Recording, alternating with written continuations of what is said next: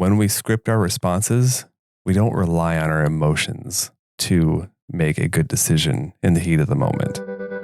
You're listening to the Connected Parenting Minute with Will and CarrieAnn Standfest. This podcast is a conversation about parenting, using connection first, trauma-informed principles. Because when you lead with connection, everyone feels seen, which is the foundation to a more peaceful home. This podcast reminds you that you don't have to be a perfect parent, but we can all get a little better, one connected parenting minute at a time. Hello, and welcome back to the podcast. My name is Will Standfest, and I am so glad that you're joining us here tonight. With me, as always, is the lovely CarrieAnn Standfest. Hello. So, I am super thrilled to be talking to you tonight, babe. I always love sitting down to record and having these conversations. Yeah, me too. It's a lot of fun. So tonight we wanted to talk about this concept called scripting your response. We've alluded to it before. We've mentioned it a few times. So we thought it would be a good time to kind of sit down and really unpack this and help our listeners understand what we mean by scripting our response, what it looks like, how it's used. We think it's a really helpful tool in our parenting. So we wanted to share it with you guys.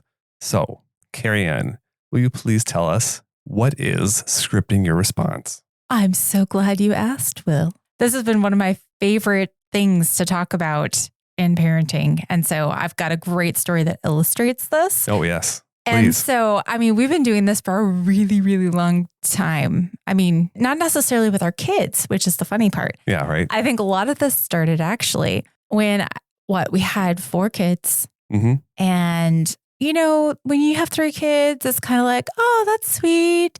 And then when you have 4 kids, you're like, all right, you're done now, right? Right. There's a response. They're like, you know where those come from, right? Like exactly. You're done, right? The comments, they start getting to be a little much. Well, when we were pregnant with our 5th child, let me tell you, those were fun comments. And by fun, she means not fun? Yes, I mean not fun. So we had to come up with something because every time we would go to the store, and I started counting these at one point, we would get comments, are they all yours? Do you run a daycare? Well, it's just what I said. Do you know how that happens? Exactly. So, that I probably got a little bit less, thankfully, but I would get them multiple times at the same store. Yeah. One visit to Target or wherever you were shopping at the time. Exactly. And it was starting to get a little frustrating because I was like, I can't respond based on how I'm feeling right now because at this point, I'm getting a little upset. So we decided... Because you're feeling attacked, you're feeling judged, all these things. Especially when kids aren't behaving What? Are you saying that our children aren't perfect angels at Target every single time? There's a reason I developed a thing called the cart, which was how I organized all the children. Because at this point, I'm still taking everybody with me everywhere. Anyway, so we decided we had to come up with a response together. So we brainstormed a little bit and finally we decided on the casual, well, it's only 5. Yeah. And as in, are they all your kids? It's only 5 with just that, the tone and that mentality and stuff like that. And it almost was kind of like, okay, so yeah, it's only 5. What are you talking about? This is a piece of cake. Mm-hmm. And one time we had our oldest kid ask me, Mom, why do you say that? And I had a moment of honesty and I was like, buddy, because sometimes those questions make me want to punch somebody in the face. And so that's my kind reaction. I am predetermining how I'm going to react in that situation. And so that's my response. At this point, we're like, well, it's only 8. And sometimes I'm like, maybe we need to change that scripted response because saying it's only 8 doesn't seem honest anymore. Because 8, that's a fair number. It's a couple, It's a couple. It's a few more. It's a medium-sized family. Right? I don't know. So anyway, but that was kind of one of our first responses. That's kind of the origin of it for us. Right. Yeah. And so what I heard you say there is that you had this repeated stressful situation that was frustrating you, overwhelming, kind of whatever. But it was a repeated situation where you felt like you weren't reacting kindly or you weren't reacting the way you wanted to, or you were afraid you're going to say something you'd regret later. Especially in a stressful moment, if I was feeling stressed from totally non-related things. Yeah. That's another good point. So scripting your response is you're trying to find a way to respond in a heated moment that you can be proud of later. Exactly. Right? That's a really good definition of it. Yeah. In the situation we just talked about, you're trying to respond playfully and kindly to comments that probably weren't intended to be hurtful, but some of them can come across as kind of hurtful or judgy. Yeah. No, definitely. And so in the midst of that, I just felt hurt by what they said. You want to say something kind and playful in response. Exactly. And so it's the same thing with our kids, right? Is we have, I think we're not alone in this, that, we as parents actually have like some of these situations that happen over and over with different kids where, we get upset or frustrated. Maybe. Every once in a while it happens. And it's really easy for us as parents to go back to this place of saying things we're not proud of later. We say something we kind of regret. So point number 1 is that you likely already use this tool. What? Yes. A lot of us have things we say, especially in the heat of the moment, that our parents used to say. Oh, that's a good way to look at it. A lot of times under stress, we will go back and parent the way that our parents did. And we had good parents. I love my parents. I know that you love your parents, but they didn't always handle situations the way that we want to handle them going forward because we have different kids than they do. Yep. And so our kids need different things than we needed as children.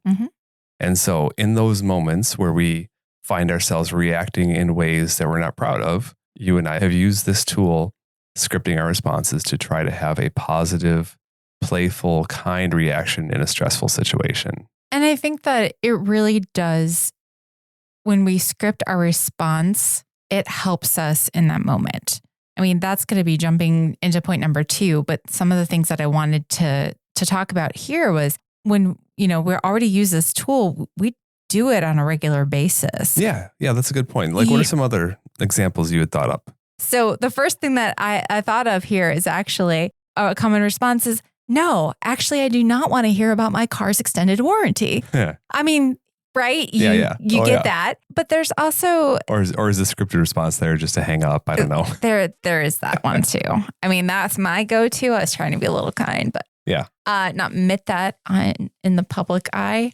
But there's many things that we say without much thought because we've already decided what we do or do not want, right? Yeah. When we're walking past the kiosk person in the mall, which is one of my personal pet peeves. I always get angry when they're coming to try to sell me something. I'm like, I don't want your stuff. I've got kids. Do you see I have kids? Don't bother me. But the polite scripted response would be like, no, thank you, and walk away. But we do that, right? Yeah. There's certain situations that we already know what we're going to say, and there's not a lot of emotion to it. Do you want fries with that? Well, I think about, got to get our kids to work at Chick-fil-A. So they say, my pleasure, all the time. There you go. But, there's just things that we choose to say, and we don't think about it. Yeah. And so those are the things that we already do.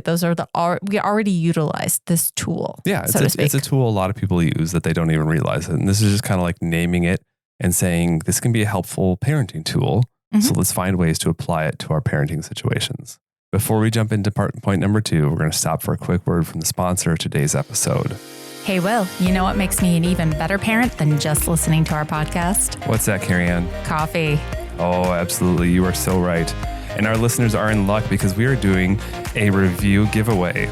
We are giving away coffee to you, the loyal listener. All you have to do to enter is leave a review of our podcast on whatever platform you're listening to. Take a screenshot of that review and send it to us at connectedparentingminute@gmail.com. On December 15th, we'll pick 5 lucky winners to receive a Starbucks gift card worth coffee and maybe a little snack. Enter today. And now back to the podcast. Okay, point number 2 is that when we script our responses, we don't rely on our emotions to make a good decision in the heat of the moment. Ooh, right? I really like that. It's so true. We have to think when we're having those interactions with our kids, when we're having those moments where they are clearly not being completely honest with us, or they clearly are being defiant, or they're clearly, there's these things, it really can trigger us, right? Especially your specific triggers. And I might have a lot of them. Yeah. Well, for guys, that can be disrespect or lying. That can be a really big, it's a trigger for me. And I know a lot of other guys too. And moms too. Okay. But I mean, when you are interacting with your kid, the things that kind of set you off, right? Yeah. And a lot of times your kid also knows them. Yeah, that's true. Whether or not they admit to that or not. But we have those situations, and we know when we're heated in that moment, it is very hard to think rationally and to make good things come out of our mouths. Yeah. Well, even here, if we go back to our hand model of the brain, if you've never seen this, I'm going to try to verbally explain it to you. But if you make a fist with your hand and then instead of closing your thumb outside of your fist, you kind of wrap your fingers around your thumb as you're making that fist. This is considered a very basic handy model of the brain. Your fingers on top, your upstairs brain, where your prefrontal cortex, your logic and reasoning, your verbal communication skills reside. And then if you open up your fingers, your thumb there is kind of the survival brain, the anger, the fight, flight, or freeze, or fawn. We talked about this on some other episodes.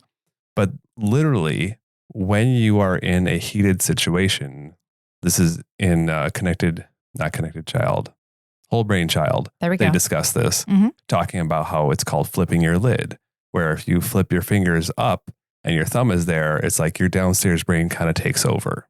And this is like chemically, physiologically, like this is like science they can prove. It's just trying to explain it in a way that, the average parent can understand a little bit of the complexity of the brain. But the point being is that when you are in a stressful or heated situation, your downstairs brain, your survival brain takes over. And you literally can't. You have to have a very well-developed prefrontal cortex like an adult. Which doesn't happen to your 25. 25. So your teenager does not make logical decisions because they physically don't have a fully developed brain. Love you, teenagers. It's all good. It's all good. It's not your fault. It's science. It is science. Yeah, all this to say is like that happens to us too. When we're heated, when we're stressed out, when we're overwhelmed, our downstairs brain takes over. And we can't logically, kindly think through these things and come up with the words. Like, have you ever had that feeling? Like you're in a heated situation, like I can't say the words. That's your prefrontal cortex saying, I'm not in control right now. Downstairs brain is, you need to calm down. Right. One of my personal stories that I tend to go back to when I'm thinking about this is when there's a situation going on and I'm talking and I know I'm like sitting there, the words are coming out of my mouth and my inside brain is going, shut up, shut up, shut up. Just stop talking. And I can't. Yeah. I just keep talking. Yeah. And so it's really, really hard in those moments, even if you were the best parent, to keep it together. Yeah. And so I really think that it's important. And we have a lot of work to do in this area still. We do. I mean, we do. it's really, but one of the things that I was thinking about recently is that if we want to take that piece out, like try to not do those things, we have to replace it with something else. Yeah. We have to give our brain something to go to fill that space, because just not doing it is probably not going to work. I mean, that's a principle of addiction recovery and all these other things. When you're trying to break a habit, a negative habit, a bad habit, you have to replace it with something positive. You can't just try harder to not do it. That doesn't work. That's not how our brains function. That's not how we learn new habits or positive things in our lives. We learn and we change, we pivot by having something positive to work towards. And so this is just us doing that with our parenting responses. Is we're choosing that this is the positive thing we want to say. And so we are going to practice that positive thing. Are we ready to jump into point number 3? I think we absolutely can jump into point number 3. Because we want to practice that positive thing, because point number 3 is you get good at what you practice. Ooh. You get good at what you practice. Right? And so if you want to get good at connected parenting, if you want to get good at a kind response when you're really frustrated with your kid, if you want to get good at not overreacting when your child tells you something absurd that they've done, whether it's true or not. You have to practice that. Mm-hmm. And so getting in kind of like the brass tacks, the practical part of scripting a response, practically speaking, what you and I have done is we'll have an interaction with our kid, and you and I tend to take time, like we'll go back to our room at various points or at the end of the day and kind of talk through things that have happened in the day. I think a lot of parents do that. And I'll be like, man, that interaction with my son did not go well. Like, I said that thing again. I'm so frustrated. And you and I will kind of brainstorm. We'll literally say, okay, what do I want to say in that moment? Mm-hmm. Like, how do I want to respond when he lies to me? Mm-hmm. How do I want to respond when she's struggling to get ready for school? How do I want to respond when he hits somebody? Right. Like it's those situations where you're just like, "Arr," and you just outside the moment, we're calm. It's not happening right now. Mm-hmm. You and I, we know that we're trying to build each other up. We're trying to help each other be better parents. Mm-hmm. We come up with a response and we practice it a few times. Like I'll actually kind of physically say it out loud, which even helps because then you're, again, memorization. You're tying in all these different senses. Mm-hmm. You're saying it, you're hearing it, all the things. Mm-hmm. And then as I feel that situation coming, I'll actually say it in the back of my head, like to myself. I'm going to say that response, like, okay.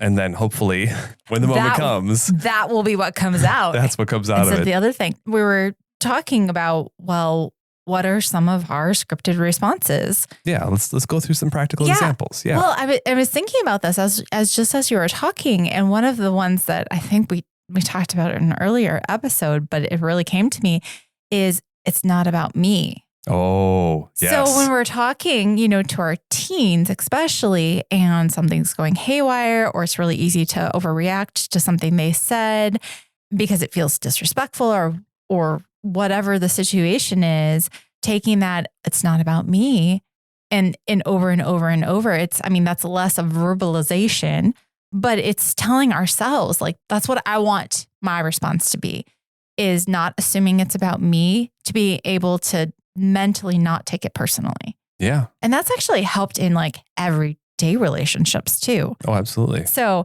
that's kind of the fun part of this, is that when we're starting to choose how to practice reacting to our kids in a better light, it kind of creeps over into some of our other relationships.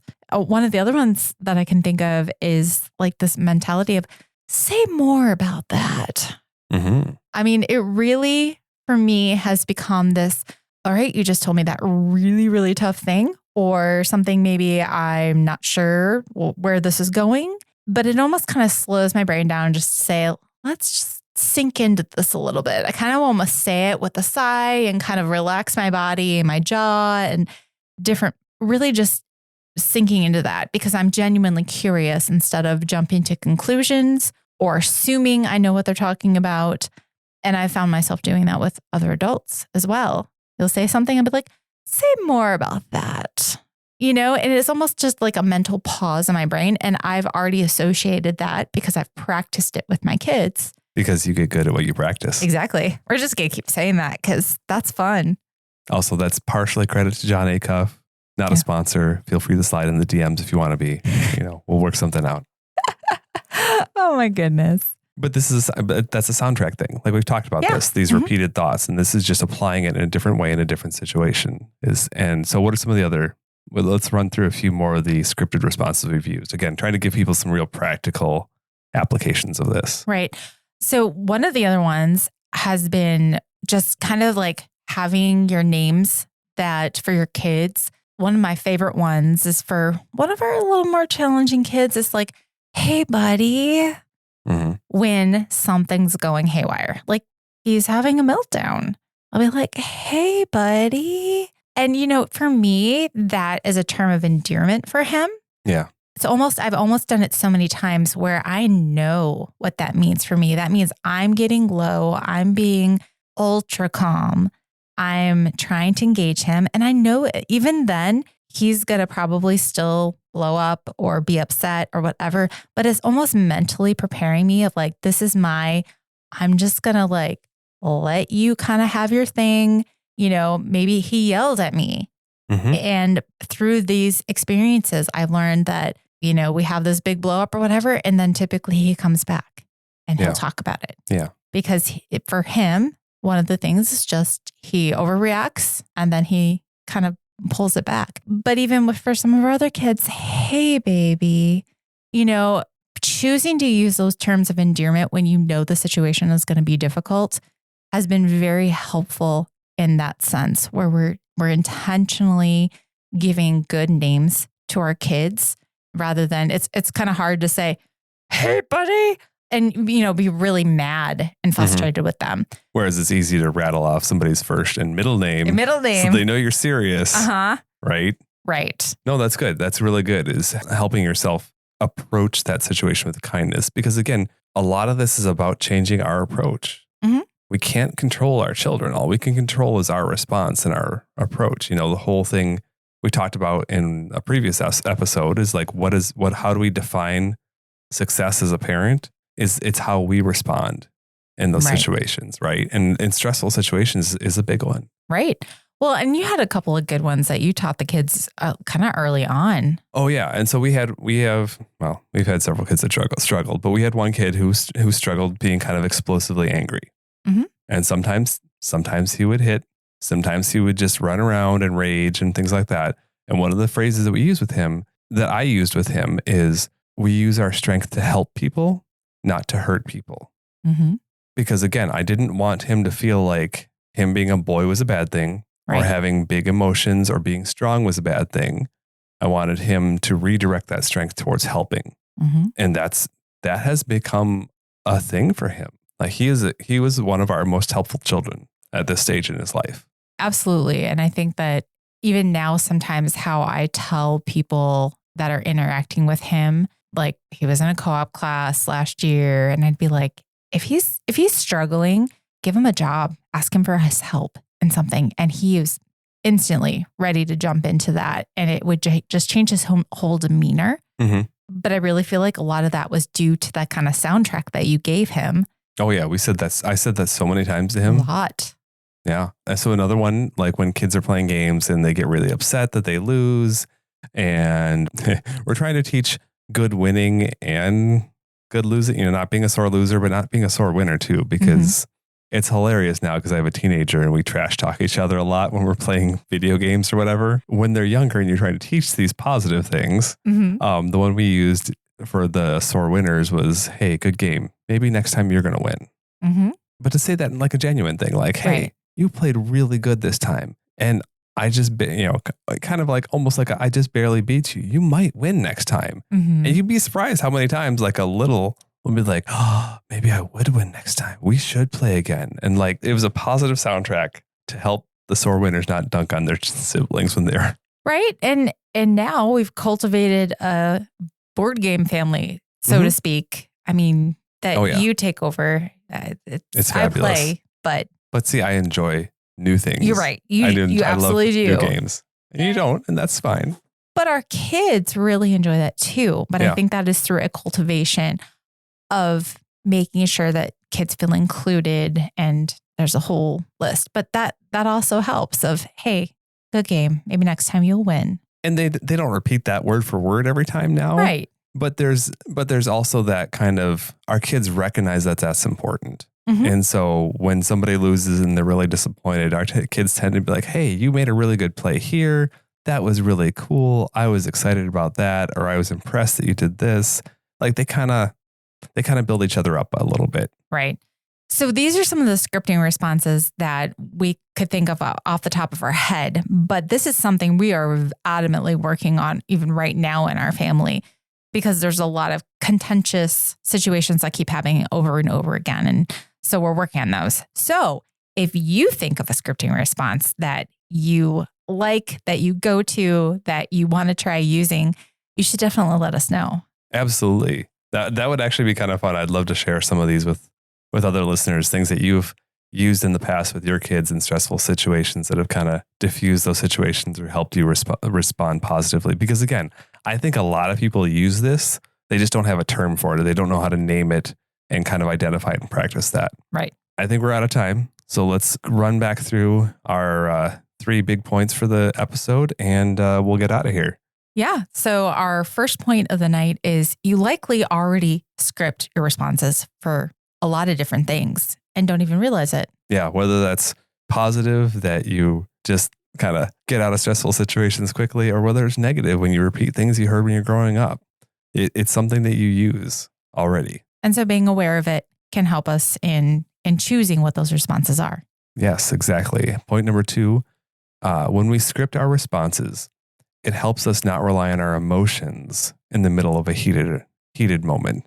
Because again, going back to that brain model, when you're excited, when you're frustrated, when you're stressed out, your emotions like literally are in control. Your prefrontal cortex, your logical thinking and verbalization is not online at that point. Take that out of the situation and just repeat something that you kind of memorized.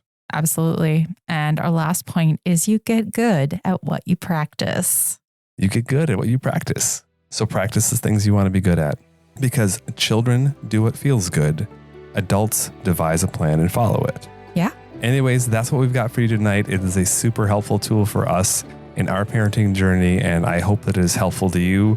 Again, if you've got some scripts that you've used with your children in stressful situation and you're willing to share them, send us an email either using connectedparentingminute@gmail.com, or you could send us a message on Facebook or Instagram. We're on both those platforms. We would love to share some of those responses with our audience, either in a future episode, or maybe we'll just make a poll or put something on the social media. So make sure you're following us there so you can continue the conversation and connect with other parents on the same journey.